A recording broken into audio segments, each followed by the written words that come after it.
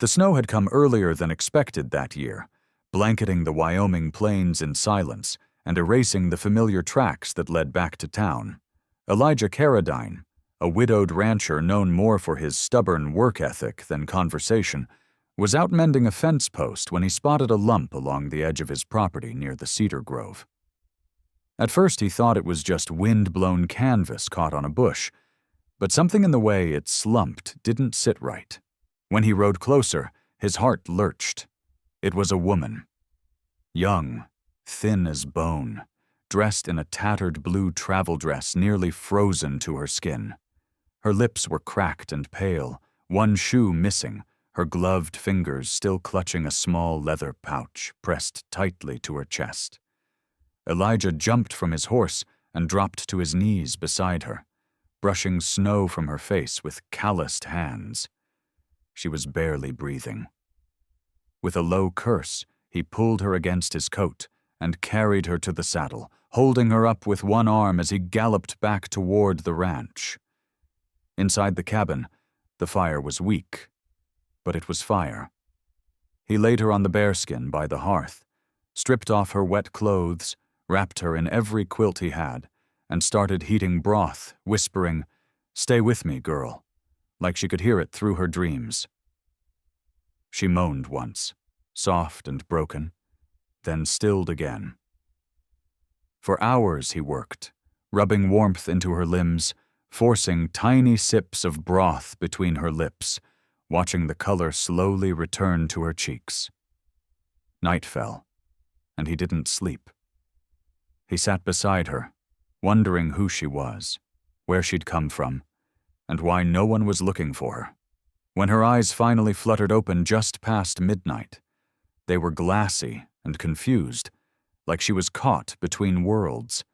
She looked around the dim cabin, then at Elijah's face, and whispered something so faint he thought he'd imagined it. But she said it again, with more clarity this time. "Husband?" Elijah blinked. "What?" She tried to sit up, but her body gave out. Her eyes welled with tears as she reached for him, her voice trembling. You came back for me." Elijah didn't know what to say. He wasn't anyone's husband, not anymore. But the way she clung to his coat, the way relief broke across her frozen features, made something shift inside him. Whoever she was, she'd survived something terrible, and she thought he'd saved her on purpose. Maybe in some strange way he had. By morning, her fever had broken, though her skin still felt like thin paper against Elijah's rough fingers. She slept fitfully, mumbling names and fragments of places he didn't recognize. He sat beside her with coffee in hand, eyes fixed on the tiny leather pouch she had clutched even while unconscious. Curiosity tugged at him, but decency kept his hands still. Eventually, though, as she slept deeper, he gently pried it from her fingers. Inside was a folded paper, stiff with cold, and a small silver locket etched with the letter M. The letter was addressed to Mrs. Margaret Lane, and it confirmed what Elijah had begun to suspect. It was a mail-order marriage agreement, signed and sealed by a man named Clayton Reed from Carbon County. Margaret was to arrive by train and be picked up at the station 2 towns over. But no one had come. Elijah swore under his breath and folded the letter back up, heart heavy with something that felt like guilt, though it wasn't his doing. She had been left to die out there, discarded like some unwanted freight. Around midday, Margaret stirred again, and this time she managed to sit up with effort. Her gaze swept the room, landing on the fire, the table, the boots by the door, and finally on him. Her eyes softened. "I knew you'd come," she whispered, a fragile smile tugging at her lips. "I waited as long as I could at the station. Then I started walking." Elijah didn't correct her. He should have, he knew that. But something about the hope in her face, the way her voice trembled with relief rather than fear, kept him quiet. "You must be Elijah," she said suddenly, and his brow furrowed. "You're the one from the letter, aren't you?" He hesitated. "I'm Elijah Carradine," he finally said. "But I didn't write no letter." Confusion clouded her face, but only for a moment. "Then God sent you," she said softly, as if the explanation was just as good. She reached for his hand and held it without hesitation. Her fingers were still cold, but her grip was strong. Elijah felt something settle in him then, like snow landing quiet on a rooftop. He didn't know what the next day would bring, or how much of her story had been erased by the cold. But she was alive. She was here. And maybe, for just a while longer, he could let her believe she'd finally found her husband. The blizzard that had swept across the plains finally loosened its grip by the third morning, leaving behind a world glazed in white and silence. Inside Elijah's cabin, the air smelled of firewood, dried sage, and something new, Margaret's presence. She moved slowly, wrapped in one of his old flannel shirts, her bruised feet tucked into thick socks too large for her. She still looked pale, but her eyes were brighter, more curious now. She asked questions between spoonfuls of stew, about the land, about him, about how she'd been found, and Elijah answered each one carefully, never revealing more than needed. But when she asked again about Clayton Reed, her promised groom, Elijah saw the cracks forming behind her composure. "He never came," she said softly. "But I waited 3 days. Folks at the depot said he'd sent for someone before, a girl who never came back." Elijah's gut twisted. He didn't press. He knew what it meant when a man sent for a bride but didn't bother to claim her. Margaret shifted on the bench, her voice barely above a whisper. "You don't have to keep me, you know. I can work. I don't expect charity." Elijah shook his head slowly. "I didn't pull you out of the snow just to send you back into it." He didn't say it with warmth or poetry. It was just the truth. She looked down at her hands, small and trembling in her lap. "Then, may I stay a little longer, just until I'm stronger?" Elijah gave a quiet nod. "You can stay as long as you need." She didn't smile, not right away, but her shoulders dropped, as if some invisible pack had been lifted. That night she sat beside him near the fire, her fingers twisting the hem of the borrowed shirt. "I know I'm not your wife," she said, her voice tinged with something between sorrow and hope.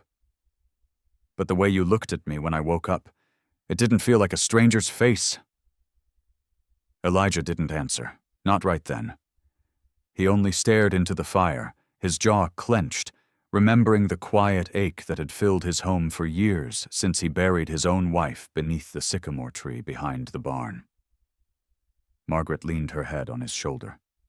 Just lightly, just enough to test whether he'd flinch. He didn't. And when the wind howled outside and the fire cracked in the silence between them, she whispered again.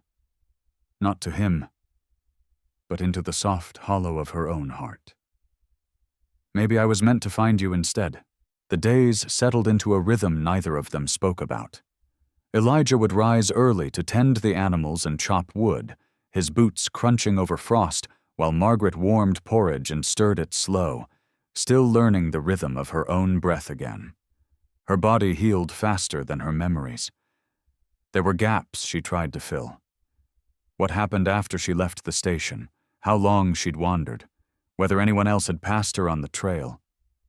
Sometimes she'd trail off mid-thought, staring at the fire like it held answers she couldn't unlock. One afternoon, she followed Elijah outside, clutching a wool shawl close around her. The snow had begun to melt in patches, revealing brown earth beneath. He was mending the fence again when she saw it, a wooden cross beneath the sycamore, hand-carved and weather-worn. She stood there a moment before asking, "Was it your wife?" Elijah didn't look up. "Rachel," he said simply. "It was a fever. Took her fast. Margaret stepped closer, careful not to disturb the silence between his grief and hers. "I'm sorry," she said. "I know how that kind of loneliness tastes." Elijah nodded, hammering a nail into the post like it steadied him. "She would have liked you," he added after a beat. The words surprised them both. Margaret smiled faintly and looked up at the tree, the branches bare against the pale sky. "Did she plant it?" "No," Elijah said, "but she used to sit under it every morning with her coffee. Said it made her feel watched over." Margaret sat at the base of the tree, gathering her shawl tighter around her shoulders. Elijah kept working, but every so often he glanced toward her, this stranger woman who wasn't his wife, who hadn't been meant for him, but was here anyway, warming the air inside a home gone cold. That evening, she placed a few wild berries and a single button from her travel dress at the base of Rachel's cross. "For your kindness," she whispered. Elijah watched from the porch, the soft light of dusk making her look like a ghost wrapped in shawl and sorrow. But she wasn't fading. She was settling in. That night, as she ladled stew into bowls, she used Rachel's name without hesitation, like it belonged to both of them now. And Elijah, who hadn't spoken it aloud in over a year, didn't flinch. In the quiet between spoons and fire crackle, they shared something older than words. Grief not erased, but gently rearranged to make room for someone new. The following week brought warmer winds, and the snow began to shrink from the edges of the valley. Mud replaced ice, and the chickens pecked at thawed ground for the first time in weeks. Margaret began to walk without wincing. She fed the animals, swept the cabin floors, and mended a tear in Elijah's coat like she'd been doing it for years. She still slept on the cot near the fire, never asking to move, and Elijah never offered. There was a quiet understanding between them, bound not by duty or expectation, but by something softer. Still, there were things unsaid. That morning, as she folded the letter from Clayton again, her hands trembled. "I think he never meant to meet me," she said. "Maybe he just liked knowing I'd be on my way, thinking of him. Maybe that was enough for some men." Elijah didn't answer, just leaned against the doorframe, watching her gently unfold and refold the page. "What kind of man does that?" she asked, quieter now. "Sends a letter, makes promises, then lets you walk into a storm alone?" Elijah's jaw worked. "Not a man," he said simply. "A coward." She set the paper down. Maybe I needed to meet one of those just to know what to run from. A silence settled between them, but it wasn't heavy. It was more like a shift, like the kind that comes when snow begins to melt off a roof. Quiet, but certain. Later that day, Elijah brought in a bundle of fresh-cut wood, and as he set it down, Margaret handed him the locket she'd carried with her since he found her. "It was my mother's," she said, "but I don't want to keep it locked away anymore." "You should," he replied. "It's yours." She shook her head. "It was hers. I want to leave it here, in this home." She looked up, her eyes meeting his for longer than usual. "That's what this is, right? Even if it's just for a little while?" Elijah swallowed. "It is," he said. And in that moment, it became true. That night, after the dishes were washed and the fire settled into glowing embers, she took a strip of linen and quietly embroidered a name into it. Margaret Lane Carradine. She didn't show it to him. Not yet. But she folded it, set it beneath her pillow, and finally slept with both hands open. In the next room, Elijah stood at the window watching the stars. He didn't hear her whisper his name, but if he had, he wouldn't have stopped her. The knock came just before noon on a Friday, sharp and sudden against the cabin's quiet. Elijah was mending a saddle strap while Margaret sorted herbs near the stove. They looked at each other, startled. No one ever came up the ridge without a reason. Elijah stood slowly, wiping his hands, and opened the door to find Sheriff Emmett Graves standing on the porch, boots dusted with dry clay, eyes tired from riding. "Heard you pulled a girl from the snow," the sheriff said, voice even but guarded. Elijah didn't nod or deny it, just stepped aside. "She's here," he said. Margaret stood straighter, smoothing her dress. "You the bride they was expecting down at Carbon County?" Graves asked, stepping in. "Name of Margaret Lane?" She nodded once. "I was," she said, "but no one came." The sheriff looked her over, healthy enough now, but not untouched by whatever had happened. "Clayton Reed never claimed you. Fella's got a reputation for writing letters and disappearing. Couple women before you turned up too scared to talk." Margaret's hands twitched at her sides. "Then why send the letters?" "Control," the sheriff said. "Or sport. Either way, he vanished again. Station clerk says you wandered off before anyone could stop you." Elijah cut in. "She didn't need stopping. She needed someone to meet her." The sheriff looked between them, something softening at the corners of his mouth. "Well, you ain't married by paper, but no one's asking for you neither. If you want to stay here—" "I do," Margaret said quickly, before he could finish. Elijah blinked, but didn't move. The sheriff tipped his hat. "Then that's the end of it." He turned to go, but paused. "Watch yourself, Miss Lane. Some men don't like when their games end quiet." When he was gone, Elijah shut the door and turned to find Margaret watching him with a new steadiness. "I don't want to be part of anyone's game," she said. "You're not," Elijah replied. "Not here." She took a slow step forward. "You believe I'm meant to be here, then?" "I believe the snow didn't take you for a reason," he said. She smiled faintly. "That sounds like something Rachel would say." Elijah chuckled softly, a sound rare and unexpected. "She'd have made you tea and told you to stitch better than me." Margaret stepped closer. "I'm trying to stitch something back together." He nodded. "So am I." And though no vows had been spoken, something settled between them. Truer than ink and paper, deeper than names in a ledger. The sheriff's visit stirred something in both of them. Not fear exactly, but awareness. The world hadn't disappeared just because the snow had. Margaret grew quieter over the next few days, thoughtful, as though weighing her place against the echo of the life she was supposed to have lived. Elijah didn't pry. He worked beside her, left coffee steaming at her place at the table, and mended a corner of the roof where winter had tried to tear it loose. One afternoon, while sweeping under the bed, Margaret found a folded quilt she hadn't seen before. It was old, worn at the edges but still rich in color, reds, yellows, and soft prairie greens.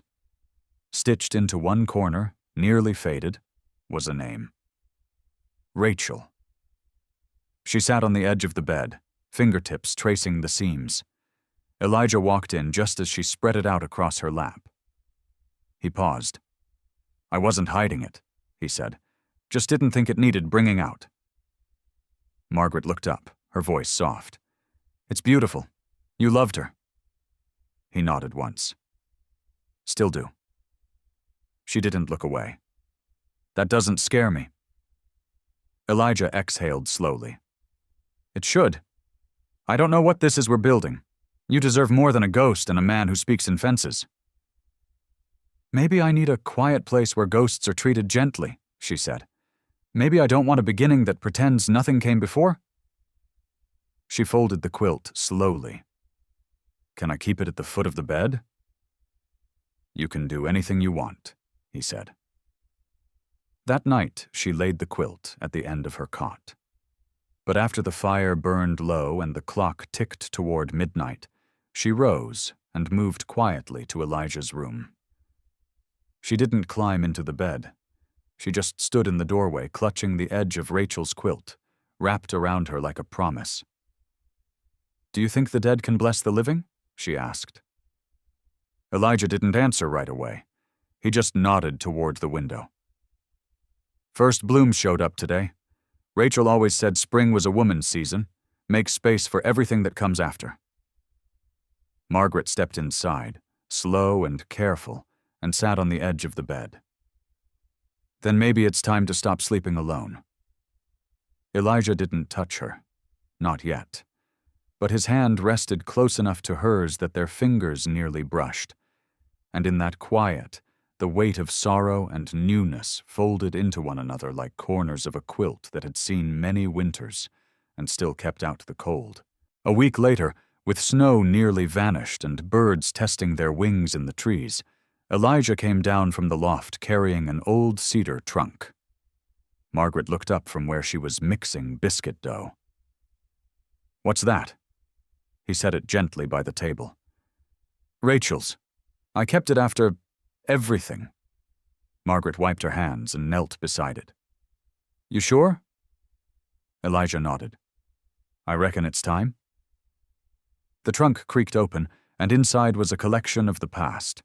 Worn dresses, yellowed lace gloves, a hairbrush with strands still caught between the bristles, and on top, folded with delicate care, a white linen dress with pale blue stitching along the hem. Margaret lifted it with reverence. It wasn't a wedding gown. It was something simpler, softer, meant for spring Sundays or dancing under lantern light. "She wore this the day we planted the peach tree," Elijah said. "Had dirt all the way to her knees." Margaret smiled, brushing her fingers across the fabric. "It's lovely." "I thought, if you want it," he said slowly. "It doesn't have to stay folded in here." She hesitated. Would it be all right with her? Elijah met her eyes. She was never one to hold things back from the living. She'd rather see it dance again. Margaret swallowed the lump rising in her throat. "Then yes, I'd be honored." That afternoon, she washed the dress and hung it in the window light. The wind caught the fabric like breath, making it sway gently, as though the house itself exhaled. That night, Elijah came in from the barn to find Margaret wearing the dress, barefoot by the fire. She wasn't trying to be anyone else, not Rachel, not the bride she was supposed to be. Just Margaret with her own wounds and quiet laughter, offering a new chapter in borrowed linen. "You look like spring," Elijah said, the words tasting unfamiliar but right. She stepped toward him. "You look like someone I could love." Elijah didn't speak. He simply closed the space between them and wrapped his arms around her, resting his forehead against hers. No kisses, no claims, just breath and belonging. Outside, the stars bloomed across the night sky. Inside, an old trunk stood empty and quiet, its memories folded into the fabric of something beginning. Not a second love, not a replacement, but a story that had waited patiently beneath snow and silence, now finally ready to be told. They first saw him near the fence line at sunrise.